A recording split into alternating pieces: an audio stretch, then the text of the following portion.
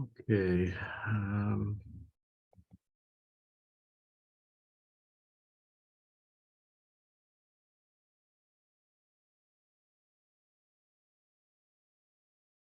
Let's just wait a moment or two. We'll get going.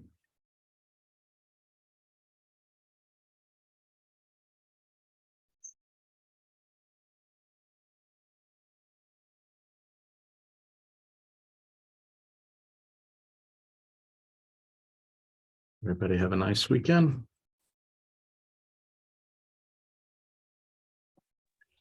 Yes, thank you. Yes, thank you. Of course. Give it another moment.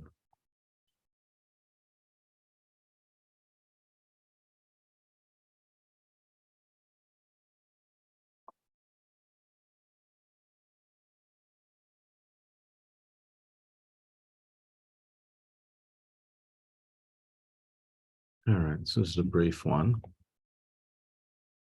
Okay. I want to thank David for these tracings. So this is a 5-week-old who had a VSD repair. And this is the electrocardiogram, which was obtained on postoperative day 1. So we ask Molly, what do you think is going on here? Good morning. So first, what stands out to me is looking, first, you're not sure if you're seeing, you're definitely not seeing a P wave right before every QRS, but then when you're looking at lead 2 at the bottom, it looks like the P wave to me is buried in the end of the T wave that you kind of see at the beginning of the strip. And then as you march further down, you see where it's kind of coming out a little bit more. But so to me, this looks like complete heart block. Okay, that's good. Good possibility. I'm going to tell you that's not true. It's not complete heart block. Good guess. Let's see. But why would it not be? What is? Oh, it could be sorry, go ahead. What's the clue here? So we've talked in the past that when patients have complete heart block, right? What do we say about the R to R interval usually? Is it generally fixed or is it vary a lot? It's generally, if it's complete, it's generally fixed because it's just over your QRS. Right. Yeah. Over long periods of time, like over a course of a day, it's going to vary. But within a single strip, it usually is, plus or minus a couple of milliseconds, pretty much the same. Is this rhythm completely? No, there's a little bit of variability. I think it looks a little bit shorter in the middle of the strip. And there's even one beat in the middle that you're circling that looks like the P wave is conducting it through. So then this could be if you're having such a prolonged first degree that you're having a junctional escape with some beats, but then later on, it looks like it is conducting at times. Well, I guess the first thing you always want to ask yourself is what's the rate of the ventricle versus the rate of the atrium? In this case, the atrial rate is actually slower than the ventricular rate. So it's very hard to say you have heart block when your atrial rate is slower because you don't know. But this beat here is a clue that this is not heart block because you could argue that these P waves, although normally you would expect that they would conduct because they're not that close to the last QRS, it's still a pretty quick rate, right? That would be a rate of close to 300 beats per minute. But this beat here comes, at a rate of 150 beats per minute from the last QRS and does in fact conduct. So now that we see that there is a little bit of conduction, I think what we would say is that this is, for some reason, sinus slowing, but also a junctional rhythm, okay, like a slow junctional rhythm with sinus slowing. So you always want to look for that. One, you make sure that there's no, a lot of these P waves, I agree with you 100%. There's a P wave buried in the T waves. Yeah. And these P waves are fairly early. And although I think if it was in your heart, they would conduct. If you had VSD surgery, though, maybe not, at least initially. Also, it's not uncommon, right, in the present era that patients receive things like Precedex, which can transiently slow AV conduction, can also, Yeah, and can slow sinus node function very substantially. That's probably the most important electrophysiologic effect of Precedex or dexmedetomidine. So it's not shocking that the sinus rate and the junctional rate are slow. So if you had this patient and it's actually, this is erroneous. This is post-op day 0. So if you have this and patient isn't doing so great hemodynamically like this, what would be your first go-to in terms of monitoring, in terms of treating this? Yeah. So, I mean, you said they're not doing great, I mean, their blood pressure, when you do, you do this EKG, a little soft. you've asked the nurse to take this EKG off the pacemaker or whatever, and this is the rhythm. And she reports to you that the blood pressure was 15 points lower during the obtaining of this echocardiogram, which was only, 12 seconds, but still. Yeah, so I would probably leave them I'd put them back into pacing at a rate that's higher than this for them, especially with them being a 5-week-old. How would you pace them? How would you pace them? You could do an AAI mode and atrially pace them at a rate faster than what the patient's at. So, I mean, it varies what they're at, but the quickest I'm seeing is around 100, maybe a little less. So you could pace them at like 110, 120, just like a little bit higher than what their like junctional rate is going. Right. I mean, definitely I agree with you 100%. You definitely want to pace at a rate faster than the junctional rate that we're looking at here. The exact rate, though, really would depend on the hemodynamics, right? So and what makes them feel better. You have to sit at the bedside and look, right? I agree with you. This rate is more or less in the 75 to 100 range. So you'd probably pace it like to start at, let's say, 110 or 120 beats per minute. But you'd want to see, how's the patient doing? Is the pressure better?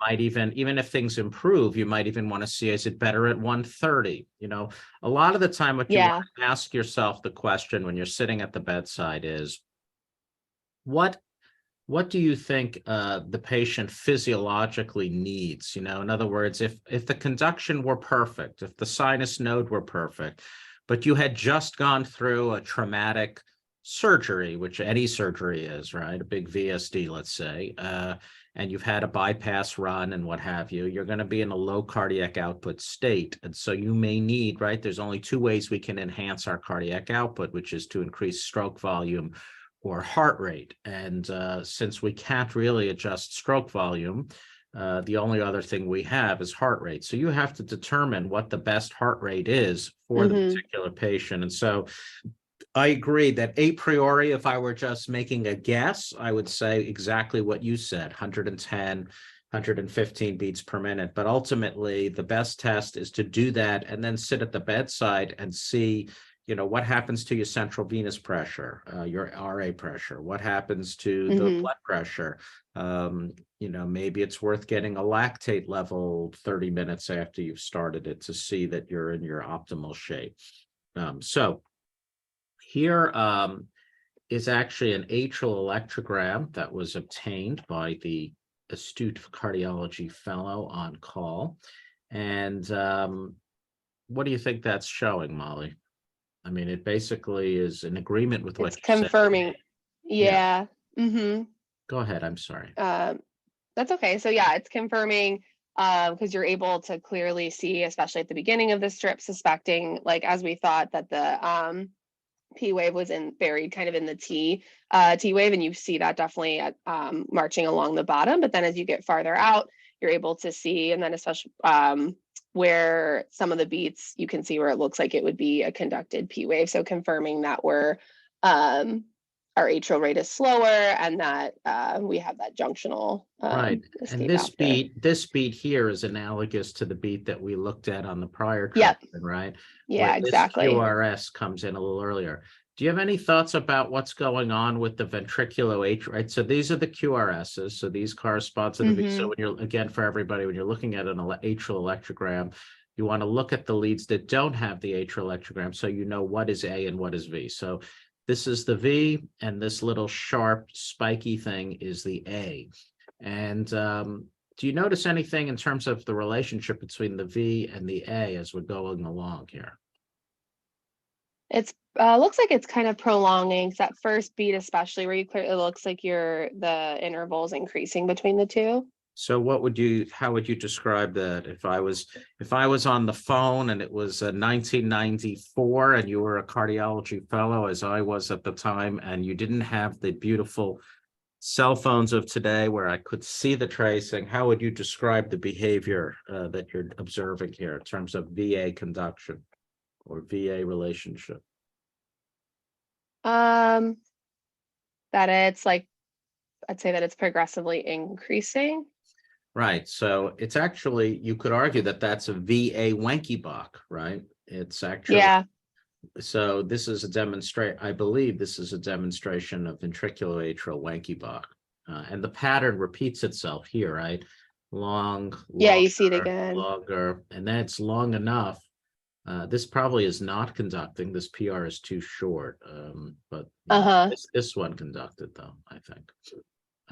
But you see here that the PR is on the long side when the heart rate's at about 150 beats per minute. So that kind of gives you a little insight into what's going on with the AV node, that maybe the AV node isn't great, because when you have a P wave here that will essentially be a rate of 150, it's taken a long time to conduct, right? This PR is over 200 milliseconds. So, okay, so you vote for A pacing at a rate a little bit faster than the intrinsic rate, the junctional rate, in order to improve the hemodynamics. So as if you were channeling the on-call fellow, that's exactly what they did. And that is what happens. So they are now A pacing, and I don't know, I can't see my slide. Oh, I just said atrial pacing. What's happening and what would you do? So what do you think is happening now? So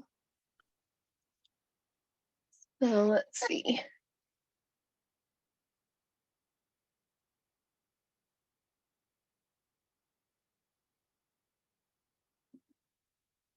It looks like there's some that still aren't fully conducting to me. Looking at like I'm sorry. No, so you agree that so what's the rate that they're pacing at here? It looks like they're pacing at maybe 140 or something like that. Yeah, I'll say 140. It was, yeah. Okay, maybe 140, 150. So that's kind of that's a little faster than you had suggested, but certainly well within the Molly Marshall thoughts. So what's the problem that they've encountered? Because they're following your instructions. You're the attending, you called the fellow, you said, why don't you A pace at 140? And the fellow gets this tracing. So what do you think is happening here? It looks like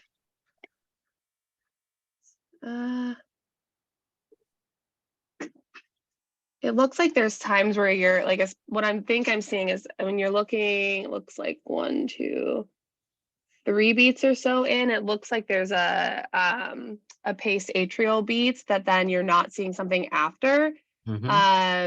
So to me, it looks like you have, and what we were kind of talking about earlier, maybe a little bit of postoperative illness of the AV node. And so I'd say a little bit of problem with AV conduction. Okay, so is this third degree heart block?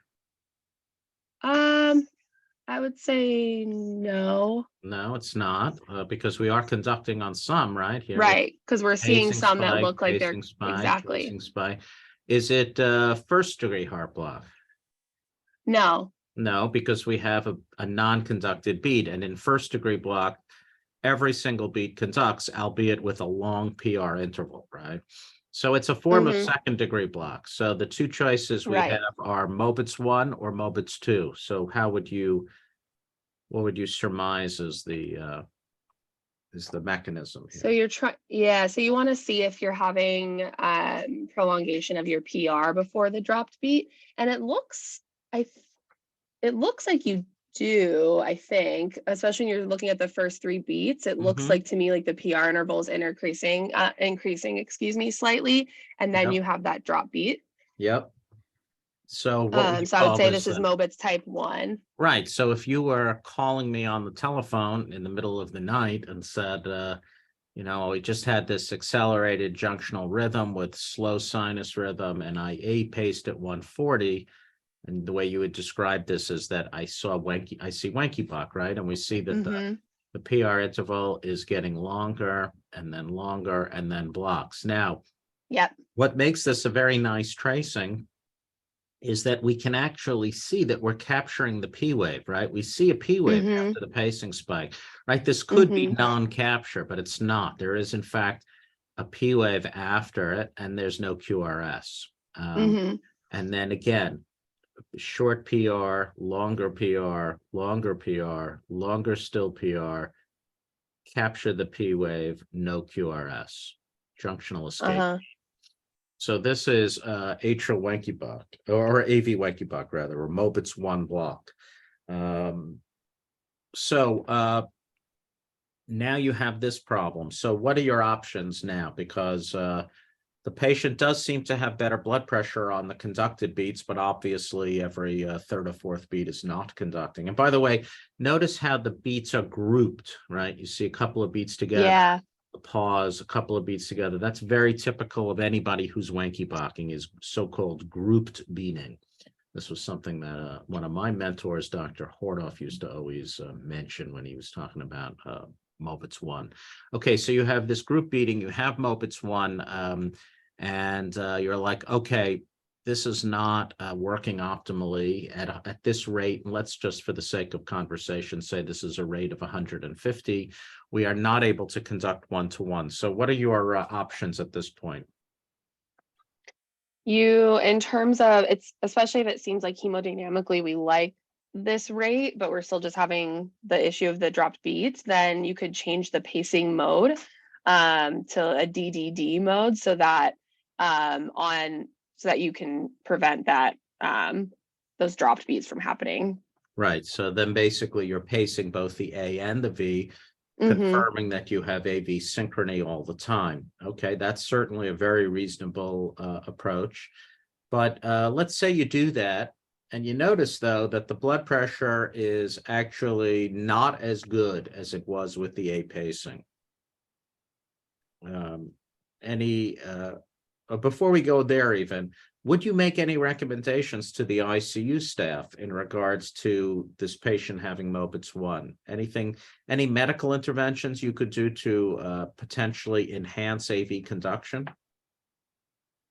You could try to, in terms of what other meds they're on and sedation, and if them coming off Precedex is an option, you could see if that would help.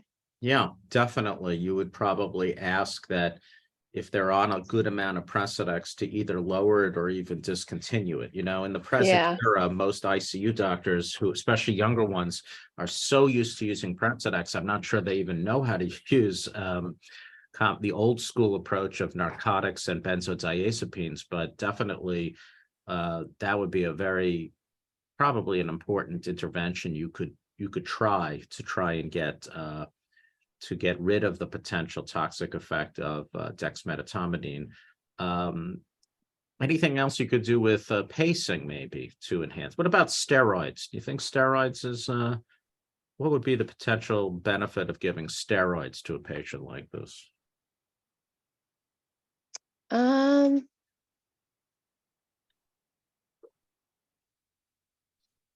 Well, I'm I'll not just, sure. yeah, I mean, you've never seen anyone give steroids, and there's an important reason. No. It doesn't work. It used to be thought that maybe this was from inflammation, and that if you gave postoperative patients steroids, that maybe they would start to conduct better. But that has not, to my knowledge, ever been demonstrated to be the case. And no one's really ever wanted to do a big study of this because the potential risks of giving an immunosuppressive agent to people who are already immunosuppressed from having had their sternum open, having had a run of bypass, et cetera, et cetera. So we don't generally do that. I remember when I was a fellow, somebody was doing a study giving NSAIDs to people. Like I think we were giving Toradol, and that was a very, very difficult study to get off the ground, because as you would imagine, if you were a surgeon and you had just made 8,000 incisions and sutures and lines in people on bypass, the last thing you wanted is to give a patient an antiplatelet agent. So to my knowledge, that study never actually demonstrated a improved conduction either. So no, we wouldn't really give any anti-inflammatory medication. And certainly if inflammation was a component of it this early after surgery, it would seem like that wouldn't be the case. It would be more mechanical than anything else. Anything you could do with the pacing of the atrium that might be able to allow you to conduct without the need for V pacing? Because again, the point I'm trying to make is that although AV pacing absolutely is the right answer if you can't conduct at the rate you wish to pace at, sometimes when you pace the V, you can get hemodynamic embarrassment as a result of it. It's not universal that it makes the patient better. So what else could you do with the atrial pacing?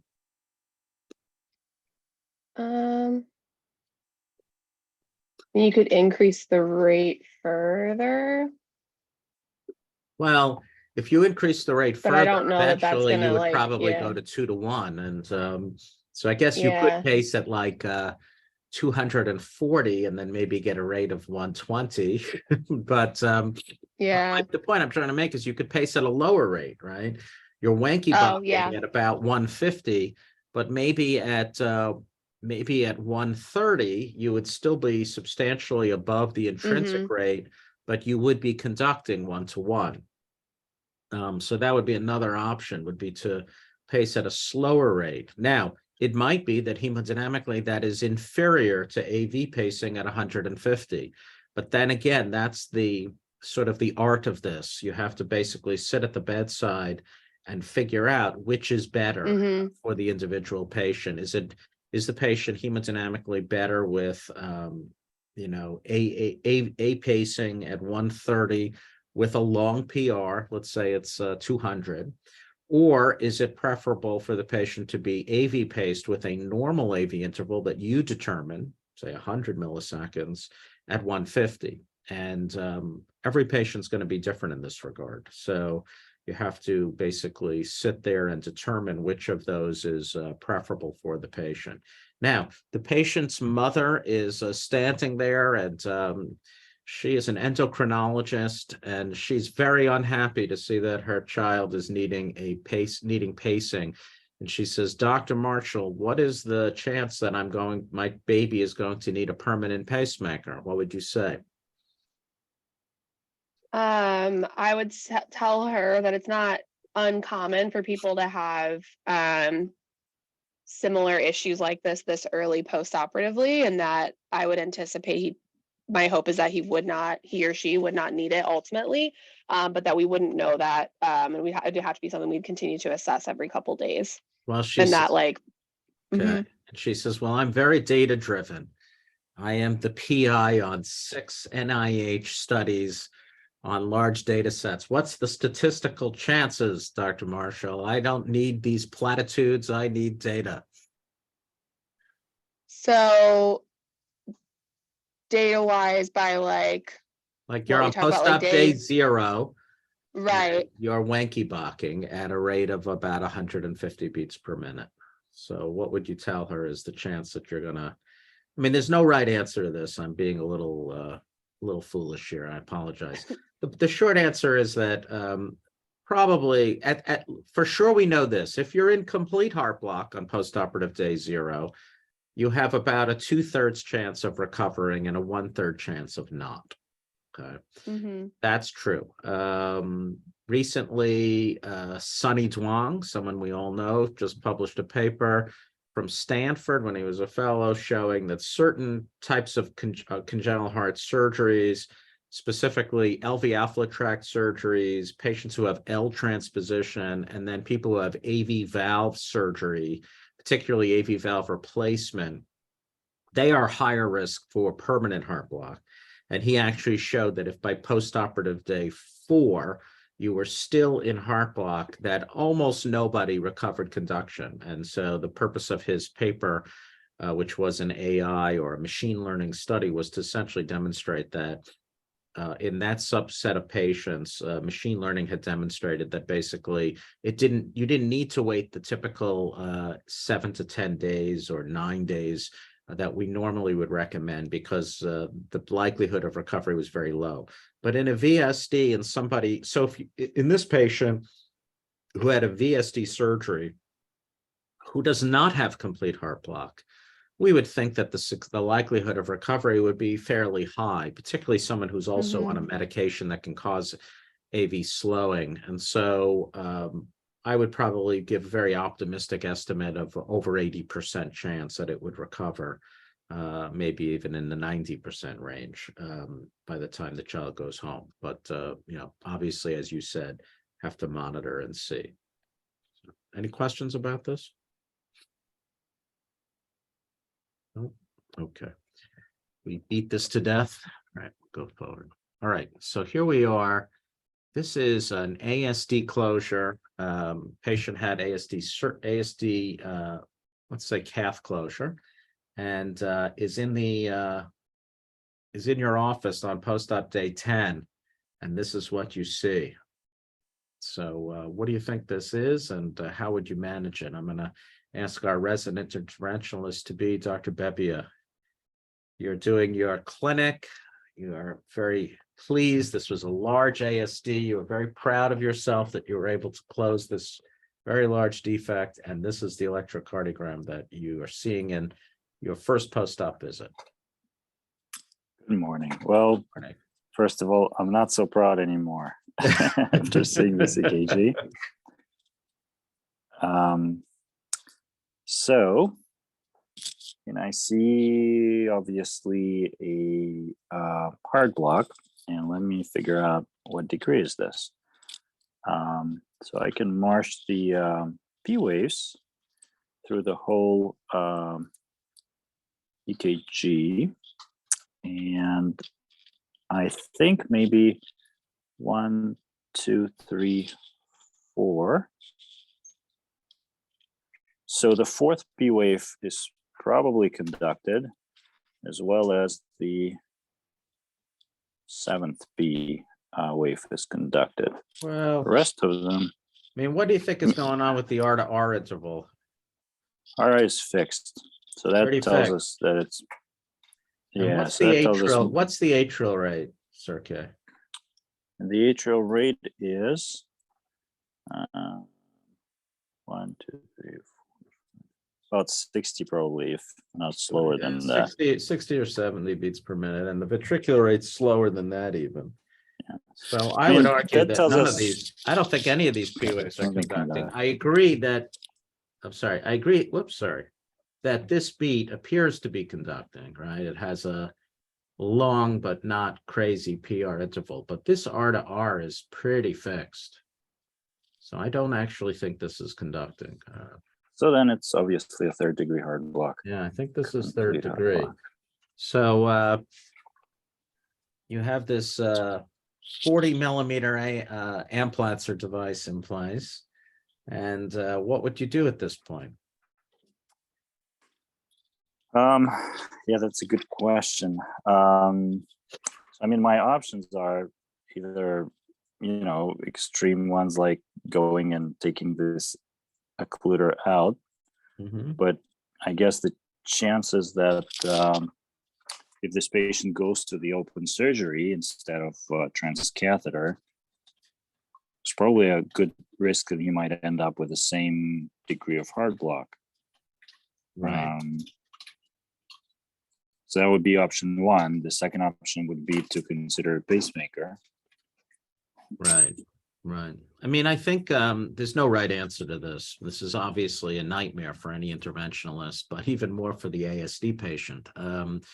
I mean, I think probably what I would do is I might consider, this is a case where I might consider giving steroids, because presumably the bundle of His and the AV node have been injured from inflammation related to the device, which is probably right. We know that the triangle of Koch is right there. So if you have a large defect that's taking up a very large percentage of the atrial septum, it isn't hard to understand why this might actually cause this problem on rare occasion.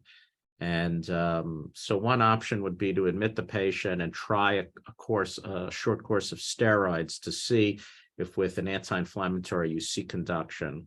I see that as being very reasonable because the only other option is to take the device out, right? And or to put in a pacemaker. So I think probably the first thing I would do is try a couple of doses of steroids to see if there's an improvement.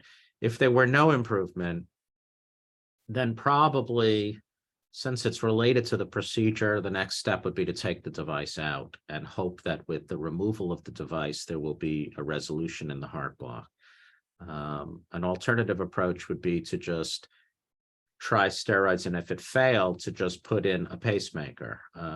Some people would say, and this is, a style question, some people would say it's still better to have a pacemaker and avoid open heart surgery than it is to, because if you do surgery, there's no guarantee that taking out the device and closing the ASD is going to resolve the heart block. So it's a hard question. I don't know that there's a right answer to this. I remember once early in my career when I was closing ASDs, I had a patient who in the cath lab had significant first-degree heart block after I placed the ASD device. And I actually picked up the phone from the lab and called Dr. Hijazi, who at that time was the foremost expert on the Amplatzer device. And he suggested that I just leave it and see what happened. And that's what I did. And the patient ended up with, interestingly, to this day, and this is like 15 years ago, has a normal PR interval, but on their Holter, they intermittently have a longer PR interval. Looks as if there's almost like dual AV node physiology, but never has block beyond that. So we decided that on balance, that was better for the patient than process of taking it out or having surgery. But there isn't a right answer. But this is clearly a very worrisome finding after an ASD closure. And this is one of the reasons why I personally have never been a huge proponent of closing gigantic defects in the cardiac cath lab, just because this type of thing can happen. You can also cause injury to the AV valves and get more regurgitation potentially. And then, of course, the biggest concern is erosion, although the Gore devices that we use now more commonly are not known to erode, but that may just be that they've been around a less period of time, and we may start to see that complication as well, although thankfully have not thus far. So, all right, any questions on this, Tracy? Dr. Pass, in your experience, when you see a heart block after a transcatheter procedure like this one, for example, does that, any degree of this heart block, does it resolve quicker than after open surgery? Or it's a very good question. Actually, the group in Boston 20 years ago did a study asking that question. If you had heart block after a cath, what percentage came back? It was exactly the same as surgery. So like 2/3 came back and 1/3 did not.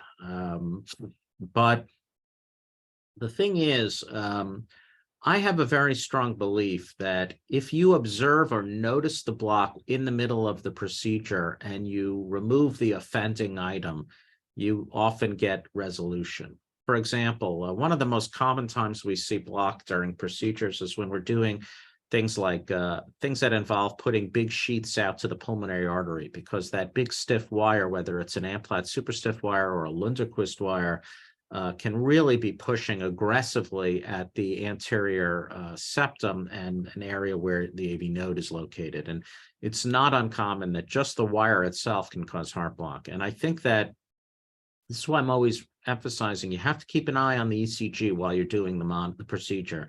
And it's one of the reasons why, since you can't always be looking in 4 directions at the same time, it bothers me as an interventionalist terribly when I cannot hear the sat probe, because I am using the heart rate as an indirect indicator that there is AV conduction. But you also have to look at the ECG, because in my experience, if you start to see problems with conduction and you remove the offending agent or issue, almost always the conduction recovers nearly immediately. But if you sort of sit and leave it there for a long time, probably it'll resolve, but definitely it'll resolve a lot slower or not at all. So yeah, so all hope is not lost here. One time I did an AV node modification for AVNRT, and a patient came in and was in Mobitz 2 block. This was many years ago.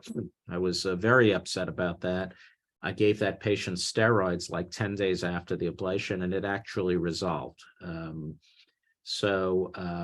It can resolve. It doesn't always, though. But I think in those circumstances, whether it's a device pushing on an area or an ablation, the notion that inflammation can be a cause is very reasonable expectation, because we are definitely causing tissue injury there. If you're in an acute surgical situation like the case Molly was looking at, where someone just had a VSD closure, I think the likelihood that an anti-inflammatory agent is going to be useful is probably much less, particularly in the early going, because of course there isn't probably not even enough time to have inflammation, or the inflammation we would think would be greater later. It's probably more of just a brute mechanical injury more than anything else. Any other questions? All right, I think with that, we'll stop for today. I hope everybody has a great day, great week. I'll see you in Sinai in a little while. Thank Bye, you. everyone. Thank you. Thank you.